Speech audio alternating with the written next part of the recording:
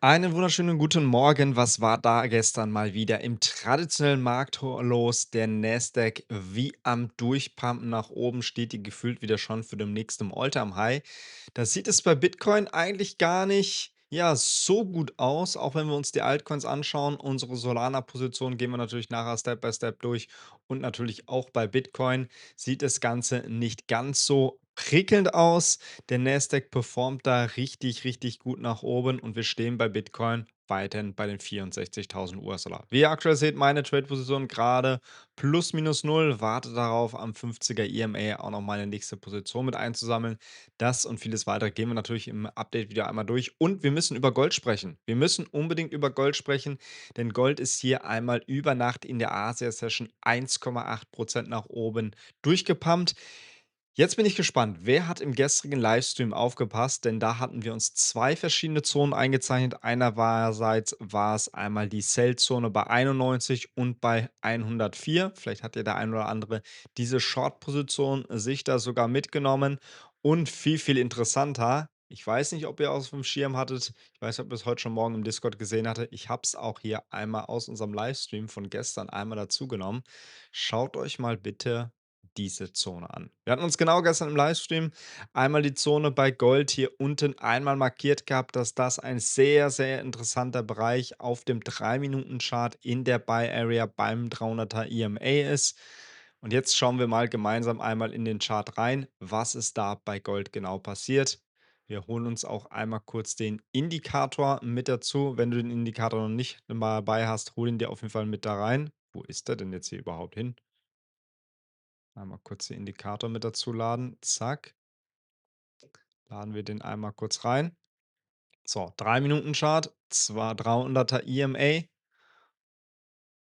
und wir sind aber sowas von genau in unserer Buy Area hier unten bei den 68 oder bei 4068, 4069 reingelaufen. Also wer die Position mitgenommen hat, happy, happy Profits für jeden.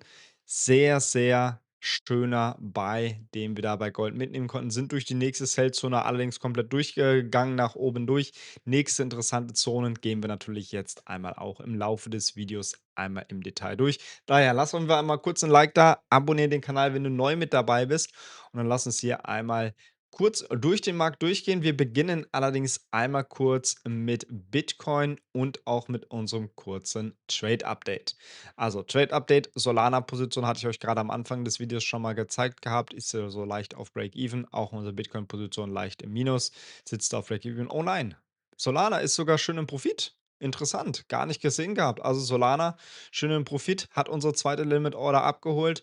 Die lassen wir jetzt natürlich auf jeden Fall ganz entspannt mal im Markt laufen. Ah, hat sie doch nicht. Ah, doch, das ist unser SL da oben. Ich dachte schon gerade, wurde nicht abgeholt. Also Solana-Position wurde abgeholt. Lassen wir jetzt hier auf jeden Fall mal laufen. Nächster TP ist die 7291. TP2 dann 71,91 und TP3 ist 70 US-Dollar. Die Position lassen wir auf jeden Fall mal ganz entspannt im Markt sitzen. Wir kriegen bei Solana auch wunderbar eine schöne Bewegung. Schaut mal, wir machen schön tiefere Hochs. Sollten wir da nicht drüber kommen, ist es für mich bei Solana auch relativ klar, dass wir da sogar auch die nächsten Bereiche mit anlaufen können.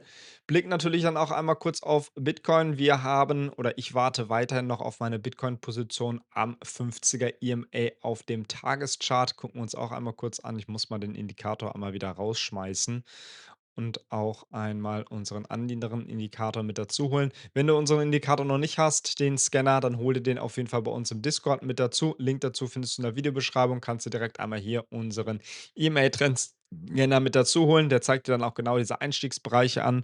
Warum ist das eigentlich hier die ganze Zeit so rangezoomt? Das weiß ich eigentlich auch nicht. Also hol dir auf jeden Fall hier den EMA-Trend-Scanner, dass du auf jeden Fall die perfekten Entries auch für dich erkennen kannst. Also Bitcoin. Nächster interessanter Bereich natürlich klar 50er Daily EMA. Unsere Sellzone über uns. Wir bekommen jetzt aber auf den 1-Stunden-Chart einen bullischen Cross rein und wenn wir uns auch den Tageschart anschauen, schaut mal, was wir folgendermaßen dort sehen. Wir haben zwar keinen Tagesclose drüber gesehen, aber der heutige Tag ist da sehr, sehr entscheidend. Sollten wir einen heutigen Tagesclose über unsere Abwärtstrendlinie sehen, gehe ich stark davon aus, dass wir bei Bitcoin nochmal das Potenzial haben, Richtung 67.000 US-Dollar anzulaufen. Unter der einzigen Voraussetzung, dass wir den 50er Daily EMA überbrechen. Das sind die 64.600 US-Dollar. Sollten wir das bei Bitcoin nicht schaffen und wir sehen möglicherweise sogar einen Tagesclose am heutigen Tag unterhalb unseren Aufwärtstrend, gehe ich stark davon aus, dass wir auch nochmal in die unteren Bereiche anlaufen, 62.200 US-Dollar, beziehungsweise vielleicht sogar auch das Potenzial haben, dann endlich mal unseren schönen Support hier nach unten durchzubrechen und dann auch Ziellevel Richtung 60.000 US-Dollar wieder zu haben. Liquidierungsmap schauen wir uns auch natürlich einmal gemeinsam an.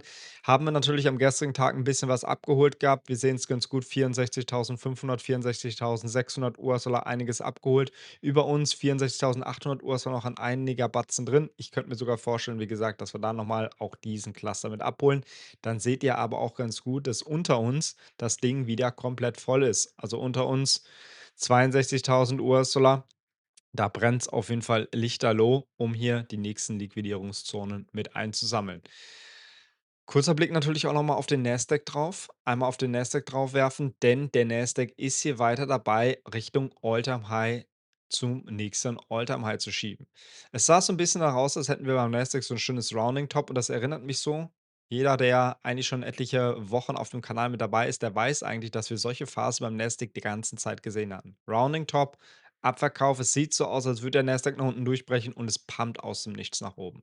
Genau das Gleiche haben wir jetzt auch gesehen. Das sind wir bei dem Nasdaq mal eben kurz auf ganz entspannte Weise, sondern das innerhalb von 4 Tagen mal kurze knappe 10% angestiegen. Überleg mal, beim traditionellen Aktienindex der USA sind wir innerhalb von nicht mal einer Woche 10% wieder nach oben angestiegen, während der Bitcoin da unten wirklich rumherlümmelt. Wir hatten dieses gleiche Szenario auch schon kurz vor Kriegsbeginn einmal gehabt. Da war das ebenfalls, hier seht ihr das ganz gut, da hatten wir das ebenfalls gehabt. Rounding Top und dann aus dem Nichts die richtige brutale Rallye nach oben gesehen. Also, das hatten wir schon mehrmals auch davor. Rounding Top, Abverkauf, sieht er da, Nasdaq bricht nach unten durch, pumpt nach oben.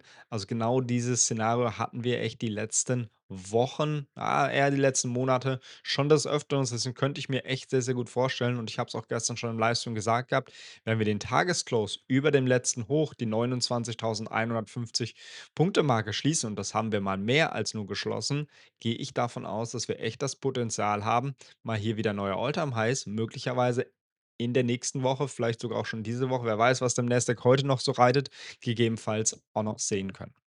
Nächster interessante Bereich natürlich jetzt auch bei Gold. Ich habe euch schon in den Discord einmal reingeschickt gehabt, was ich für Gold heute sehr, sehr interessant sehe. Wir müssen heute natürlich Gold einmal uns ganz genau anschauen. Deswegen meine Bitte auch an euch, seid heute mit Goldpositionen unbedingt vorsichtig. Wir haben hier einen massiven Anstieg nach oben bei Gold gesehen, sind ja über 1,8% nach oben gepumpt.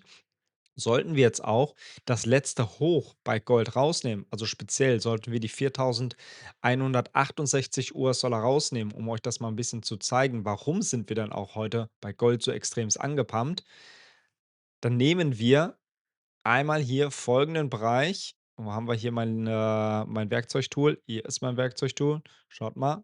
Nehmen wir den Bereich raus und würden sogar auch das Potenzial haben, bis zu 4.200 US-Dollar anzusteigen. Ich habe euch auch einmal in den Discord die nächsten wichtigen Zonen für Gold einmal reingeschickt. Also das sind die nächsten interessanten Sell-Zonen für Gold, die nochmal sehr, sehr relevant sind. Wir sind auch exakt genau gerade jetzt an einer Sell-Zone bei Gold. Interessanterweise wird natürlich der Bereich, holen wir die ganze Bewegung ab. Denn wenn wir uns das Ganze auch einmal anschauen, dazu holen wir uns einmal den anderen Chart rein. So, wo haben wir den? Nachdem wir ja gestern schon gemeinsam einmal uns den Gold angeschaut haben, sehen wir nämlich ganz gut, dass wir über unseren Abwärtstrend gebrochen sind. Und das ist auch der Grund, warum wir einen so massiven Pump nach oben gesehen haben. Weil wir bei Gold, und das müssen wir jetzt einmal auch korrekt richtig ziehen, wir haben hier die Trendlinie, und das ist beinahe sogar die Trendlinie vom All-Time-High. Das ist eigentlich so der Bereich, der uns eigentlich immer so wieder runtergeworfen hat bei Gold. Diese haben wir jetzt auf dem Daily Chart nach oben durchbrochen. Das heißt, sollten wir einen Daily Close am heutigen Tag über 4.070 US-Dollar sehen, müssen wir davon ausgehen, dass wir bei Gold sogar echt das Potenzial haben, die nächsten Hochs rauszunehmen. 4.200, 4.300. Das ist jetzt nicht am heutigen Tag und auch nicht morgen und auch nicht übermorgen, aber zumindest für die nächsten Wochen. dann kann es sehr, sehr gut sein, dass das einmal die Bodenphase für Gold war. Ich meine, für uns ist es relativ egal. Wir sind, Scalper. Wir gucken, dass wir die Position am Tag reinkriegen und halten die nicht über mehrere Wochen. Aber für den generellen Trend ist das natürlich ein sehr, sehr bullisches Ziel. Gucken wir uns natürlich dann auch einmal kurz den kleineren Timeframe an. Dazu holen wir uns natürlich wie immer unseren, Trendscanner einmal mit dazu. Gucken wir uns auch den kleineren Timeframe an. Also, wie gesagt, wir hatten uns ja gestern im Livestream einmal die folgende Buy Area gekennzeichnet. Das war das letzte oder letztes Widerstandsbereich, Support und haben diesen Support echt richtig stark gehalten, haben dort den Bounce reinbekommen und das hat eigentlich auch genau den Bereich gegeben, wo wir dann bei Gold nach oben durchgestoßen sind. Das heißt, Glückwunsch an alle, die gestern im Livestream mit dabei waren. Ich weiß nicht, ob ihr heute mitten in der Nacht um 1 Uhr nachts euch die Bytes-Runde hier gegönnt habt. Wenn ja, happy, happy Profits. Wenn nein, auch nicht so schlimm. Neue Positionen kommen. Gucken wir uns da natürlich auch die nächsten Bereiche an. Wenn wir uns jetzt einmal allerdings die Sessions mit dazu nehmen, sehen wir eine folgende Sache. Und zwar, ich gucke uns das gemeinsam einmal an, wenn wir uns das Session-Profil einmal von der letzten Asia-Session zur heutigen Asia-Session sehen, sehen wir, dass das Volumen dickfett unter uns ist. Und ihr kennt es ganz gut, dass Gold sehr, sehr gerne zurück zum Volumen läuft. Auch wenn wir uns nochmal, jetzt habe ich einmal kurz das Falsche rausgelöscht gehabt, fällt mir ein. Ich wollte den Indikator rauslöschen. Auch wenn wir uns das Volumen einmal von der New York Session einmal anschauen, also von New York Session, beziehungsweise von New York Session bis zum heutigen Tage, bis zum heutigen Tag, haben wir auch das Volumen schön im unteren Bereich. Ich gehe jetzt nicht davon aus, dass wir die komplette Bewegung abholen. Klar, sag niemals nie, aber ein kleiner Rücksetzer könnte ich mir sehr, sehr gut vorstellen.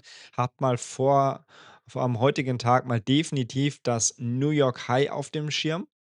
Also definitiv mal das New York High hier als mögliche interessante Buy Area auf dem Schirm. Und bitte auch einmal das London High von gestern auch bitte einmal auf dem Schirm haben. Das sind eigentlich so die beiden interessanten Bereiche, die jetzt am heutigen Tag durchaus gar nicht so, ja, unrelevant sind. Auch 50er EMA auf dem 15-Minuten-Chart läuft dorthin. Das heißt durchaus vielleicht gar nicht so unverkehrt, dort vielleicht nochmal reinzulaufen. Diese Sell Area über uns, das ist natürlich jetzt eine klare Buy Area geworden. Das ist das letzte Hoch gewesen. Sollten wir über dem letzten Hoch bleiben, müssen wir davon ausgehen, dass wir die Trend Continuation nach oben fortsetzen. Und dann sehe ich auch heute am Tag 4200 US-Dollar als durchaus realistisch an. Sollten wir den Bereich wieder verlieren, sollten wir unter 4120 US-Dollar wieder runterfallen, das ist das letzte Hoch, dann müssen wir davon ausgehen, dass zumindest 50% der Bewegung wieder abgeholt werden. Wir werden uns natürlich gleich Gold einmal im Detail anschauen. Wir werden natürlich dann auch wieder Live-Trading machen. Meine Bitte an euch, klar durch diesen großen Pump nach oben, guckt vielleicht, dass ihr Risikomanagement ein bisschen runterfahrt. Nicht, dass ihr irgendwie in Position reingeht. Nur aufgrund, ja, es ist nach oben angestiegen. Alles, was nach oben angestiegen ist, muss nach unten wieder durchfallen. Das ist nicht der Fall. Die Wahrscheinlichkeit ist zwar relativ hoch, das ist korrekt, aber es heißt jetzt nicht, dass wir bei Gold, vielleicht sogar auch in der London Session, einfach weiter nach oben pumpen, denn wir haben hier wichtige Supportbereiche beziehungsweise den wichtigen Widerstandsbereich einmal hier bei Gold auf dem 4-Stunden-Chart komplett verloren. Und damit ist jetzt eigentlich zumindest Richtung, ja, 4200 US-Dollar der Weg eigentlich nach oben sogar frei geebnet. Lasst sehr gerne auf jeden Fall nochmal einen Like auf dem Stream da. Ich hoffe, dir hat vielleicht so ein bisschen mal die Analyse auch zu Gold gefallen, dass wir da jetzt gerade am heutigen Tag, weil da vielleicht so sonst der ein oder andere sich vielleicht auch doch so ein bisschen die Frage stellt: „Was zum Henker ist da jetzt eigentlich über Nacht bei Gold passiert?“ Dass wir das mal so ein bisschen durchleuchtet haben, warum es denn auch so intensiv nach oben, ja, mit diesem Pump nach oben gekommen ist. Es war keine Newsbewegung, das kann ich euch definitiv sagen, weil sonst hätte der Bitcoin definitiv mitgezogen. Aber, ja, der steht da einmal noch weiterhin in dem Bereich. Gucken wir uns da natürlich auch am heutigen Tag den Bitcoin noch mal an. Nächste interessante Position hatte ich euch ja schon einmal gesagt gehabt, 50er EMA auf dem Daily Chart. Und ganz ehrlich, das ist es auch. Das ist es auch, wo ich jetzt genau am heutigen Tag hinschaue. 50er Daily EMA Bitcoin. Möglicherweise Short-Position. Ich habe eine Short-Position schon auf, die würde ich dann erweitern, sobald wir auf die 64.600 US-Dollar reinreiten. Ansonsten sieht es gerade gar nicht so Ja, so schlecht bei Bitcoin aus. Also, er steht ganz gut da. Interessant wird natürlich zu sein, was passiert, wenn der Nasdaq irgendwie die nächsten paar Tage mal meint: „Ja, lass uns da mal eine kleine Korrektur ansetzen und uns mal Bewegungen abholen“, ob der Bitcoin dann mitzieht oder ob der Bitcoin dann sagt: „Ja gut, dann ziehen wir einmal weiter nach oben.“ Denn diese Bewegung beim Nasdaq, schaut euch mal das an, Daily Chart, und der pumpt da sogar schon weiter hoch. Das wird wahrscheinlich ein ordentliches Gap zur New York Session geben. Auch diese Bewegung, die wird zumindest mal so ein bisschen abgeholt, weil da können wir davon ausgehen, dass da unten wahrscheinlich auch in irgend auch eine Vektorkerze mit dabei ist. Wir können uns auch einmal den Indikator mit dazu holen, aber er zeigt es gerade nicht an. Ist noch im Feierabendmodus, gucken wir uns gleich im Livestream an. Also, ich wünsche euch einen maximal erfolgreichen Start in den Mittwoch. Wir haben am Freitag noch wichtige Newsdaten, Arbeitslosdaten der USA. Ja, vielleicht kommt mit den Arbeitslosendaten der USA vielleicht genau die Bewegung, die wir eben dann bei Gold hier so ein bisschen oder auch beim Nasdaq so erwarten. Deswegen gönnt euch auf jeden Fall euren Schluck Kaffee hier am schönen Morgen. Wir sehen uns gleich um 9 Uhr im nächsten Livestream und in diesem Sinne maximalen Erfolg in den Mittwoch.